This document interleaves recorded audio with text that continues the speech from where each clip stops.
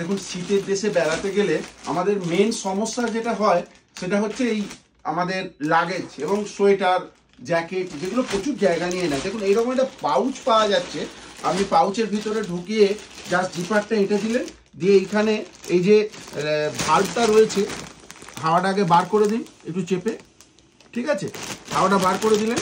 তারপরে এই যে ভাল্বটা রয়েছে, ভাল্বটা এই যে একটা ভাল্ব নিষ্কাশক একটা যন্ত্র, হাওয়া নিষ্কাশক একটা যন্ত্র দিয়েছে, ঠিক আছে, এইটা আপনি জাস্ট এরকমভাবে পাম্প করুন। দেখুন কত বড় জিনিসটা ছিল, এবার আপনি দেখুন কি পজিশন হবে তার, জাস্ট তাড়াতাড়ি করতে হবে এটা, হ্যাঁ অনেকটা সময় লাগে, ভেতরে বড় পাউচ হলে বেশি হাওয়া নিষ্কাশন করতে হয়, ঠিক আছে। দেখুন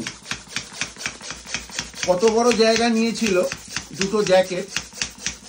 এবার আমি হাওয়াটা বার করে দেওয়ার পরে সেটা কি পজিশন হয় জাস্ট একবার দেখুন।